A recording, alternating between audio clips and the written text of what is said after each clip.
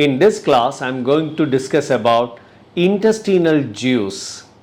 Intestinal juice means mucus and enzymes produced by intestinal glands and how they help in digesting our food.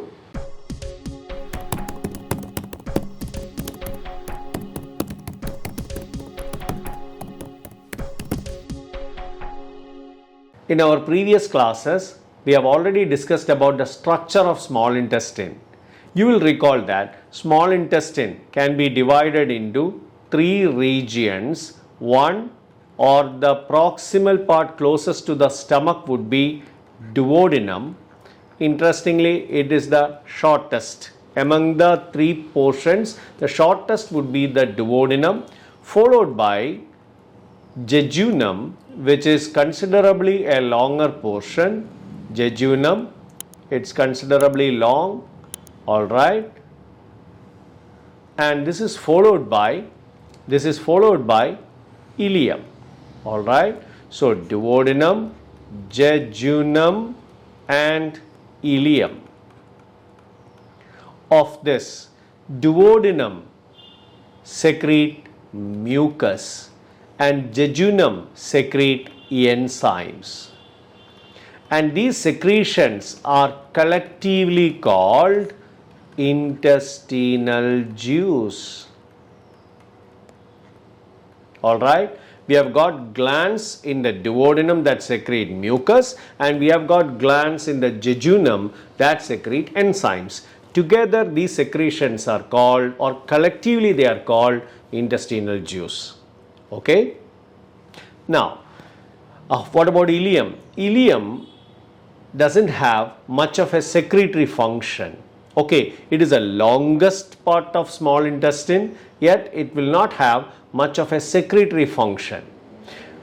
Coming back to duodenum and jejunum, wherein this secretion which collectively forms the intestinal juice, of that you know the function of mucus, because in my previous video I told you that the food that is coming from the stomach, all right, the acidic chyme, okay, will be emptied.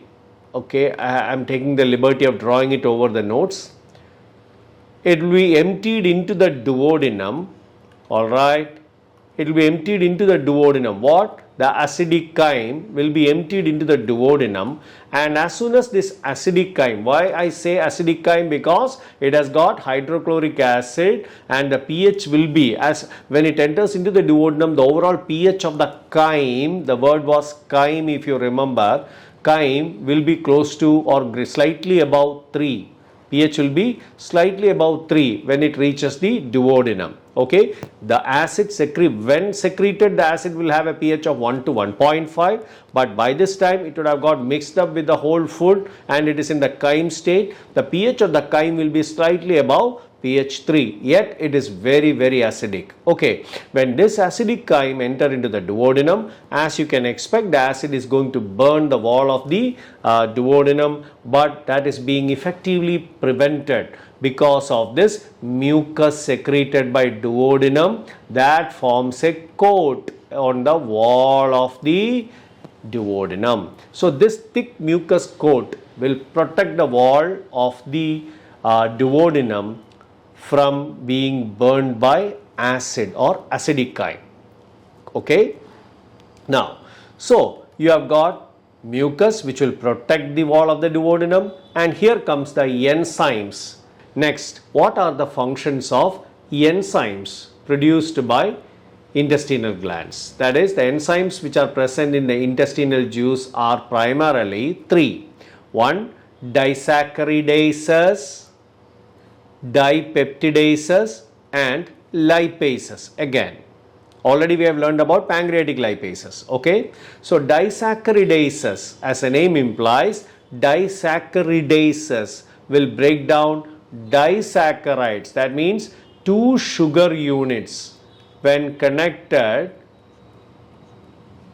they are called disaccharides. So starch which we eat as food is a polysaccharide made up of very long chain of sugar residues.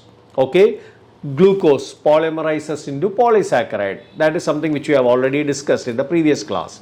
So these polysaccharides will be broken down into shorter and shorter fragments. Finally, you get what is called a disaccharide, where only two sugar residues are connected together. Such a disaccharide formed after digestion from the pancreatic amylase will be now broken down into free sugar, free glucose, let's say, into free glucose by disaccharidases. For example, maltase is an enzyme. Example for disaccharidase. Then there is lactase. Okay. So these enzymes will break down disaccharides into free monosaccharides, and a common example for a monosaccharide is glucose. Okay. Now dipeptidase. We have already learned that proteins are made up of long chain. They are made up of so many amino acids connected together, forming a long chain. Okay. So this long polypeptide chain will be broken down into shorter chains by enzymes such as pepsin in the stomach. If you remember, pepsin in the stomach, pepsin in the stomach. Then we have got in the pancreas, pancreatic juice, we have got trypsin and chymotrypsin. So trypsin and chymotrypsin in the pancreatic juice breaks this down further, and finally you get dipeptide. What is a dipeptide? Just like disaccharide, dipeptide means made up of just two amino acids. Okay, two amino acids are connected by a peptide bond. Two amino acids are connected together, and this dipeptides will be broken down into free amino acids. Okay, it will be broken down into free amino acids. Fine. So that is a function of dipeptidase. Finally, lipases. Already lipases or lipases, we have already discussed that. Okay, so lipases or lipases will further break down the so-called undigested fat, if any present, will be broken down into fatty acids and glycerol. These are the basic products which you get out of fat digestion. Fatty acids and glycerols are produced, and because we have got bile would have reduced the surface tension, increase the surface area by breaking down into smaller fat droplets. Pancreatic lipases along with intestinal juice containing lipases will break all the fats down into free fatty acids and glycerol. So intestinal juice has got mucus. Along with that, enzymes. Mucus will be produced by duodenum, and enzymes will be secreted by glands present in the jejunum. Now the next and the most important part is absorption of these nutrients, these digested materials such as amino acids, so-called monosaccharides like glucose, fatty acids and glycerols. These nutrients have to be now absorbed into the blood. Okay, they have to be absorbed into the blood. Why? Blood is going to carry them to different parts of the body, that means to the cells where they are required for cellular processes. They are meant for life processes. As we have already discussed in our first video, maintenance activities, repairing processes, we need these kind of raw materials. Okay, so blood is going to carry them. But then before that, the process of transferring these raw materials, that is like glucose, amino acids and fatty acids, into the blood is called absorption or assimilation. And for this absorption or assimilation, we have got special structures present, especially in the jejunum region. They are more abundantly present in the jejunum region among the three parts of small intestine. They are abundantly present in the jejunum, and these are finger-like projections. These are finger-like projections on the inner wall of jejunum, on the small intestine, and these finger-like projections are called villi.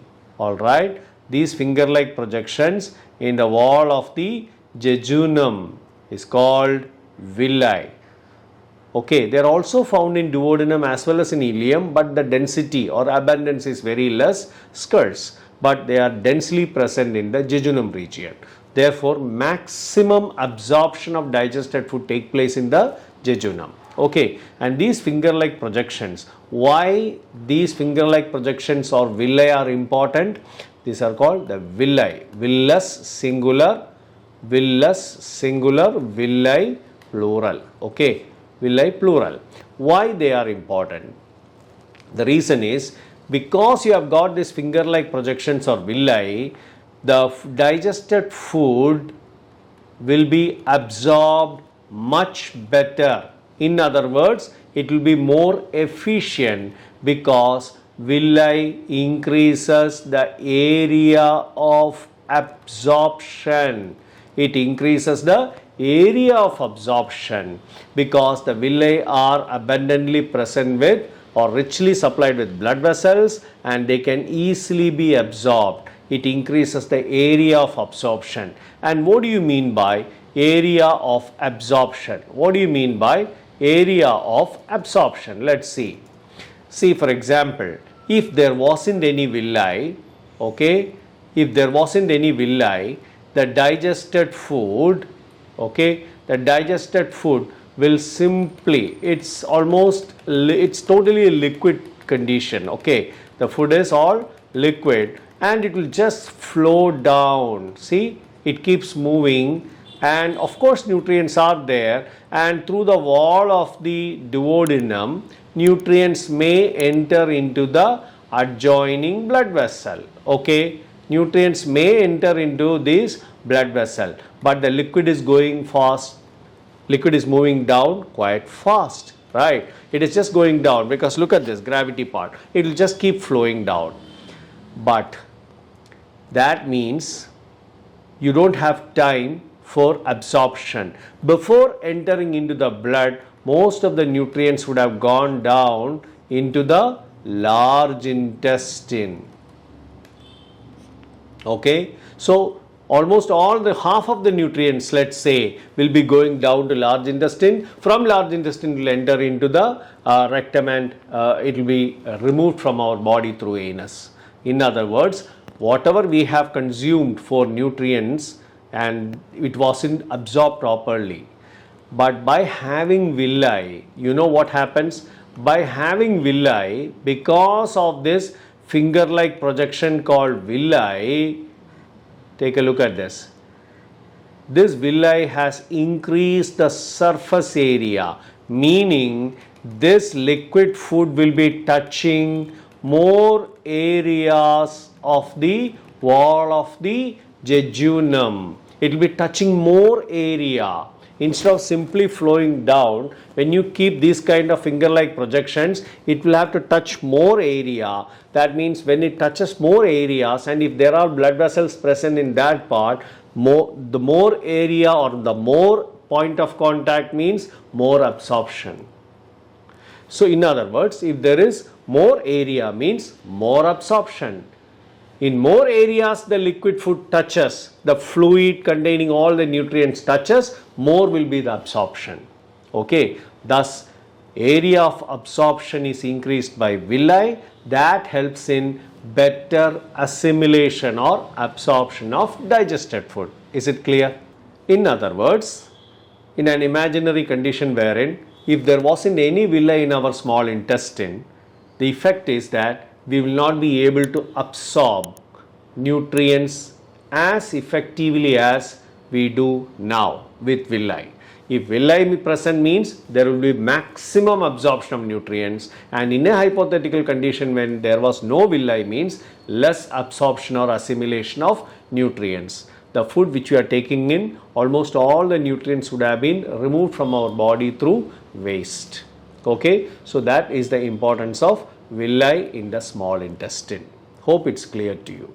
So far we have discussed about what happens in the duodenum and what happens in the jejunum, and all the digested food will be absorbed through jejunum because there is abundant intestinal villi present, and through the villi or with the help of villi we can absorb all the nutrients, and the remaining materials will be moving down into the third part, the longest part of small intestine, that is going to be ileum.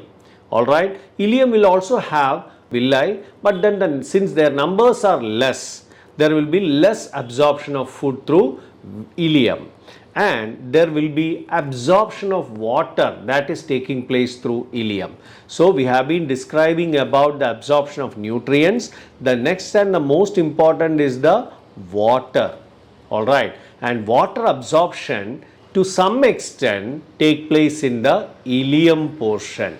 So duodenum, you know, it is a site of all the digestive activities. Jejunum is a site of all the absorptive activities, and ileum will have mild level of absorption of nutrients, and to some extent water will be absorbed.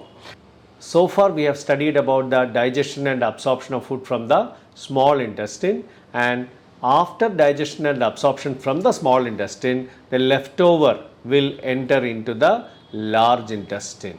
Large intestine has got three regions: cecum, colon and rectum. Okay, and this leftover has got predominantly the waste material which are to be removed from our body, as well as lots of water. Okay, so this water is something which we need to reabsorb back to blood. Okay, and that is the function of large intestine. Large intestine will absorb water from the so-called leftover, okay, and make the waste material solid. Otherwise it's all a liquid, but when water is reabsorbed, the waste material get solidified. Okay, and this solid, or I can say semi-solid waste material, will be stored in the rectum. So rectum is a temporary storage site of waste material in the semi-solid state. Okay, and then from rectum the waste materials will be removed out of the body via the opening called anus. So the large intestine, most important function is it is a site for reabsorption of water.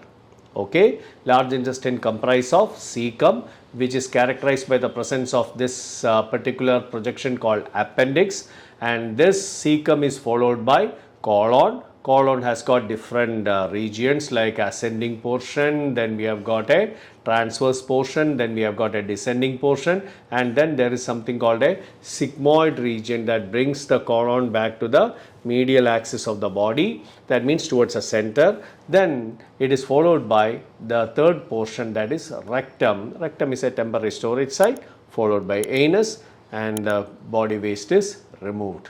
Okay, and this is about the structure of large intestine and the function of large intestine. Hope this is very clear to you. I hope this video helped you understand the concept of nutrition in human beings. If you still have any doubt or questions, please let me know in the comments. I will try to explain those in the forthcoming videos. To get the notifications of new videos, please subscribe to my channel. If you find this video helpful, do not forget to like it, and if you think it will be useful for your friends, please share it with them. Thank you.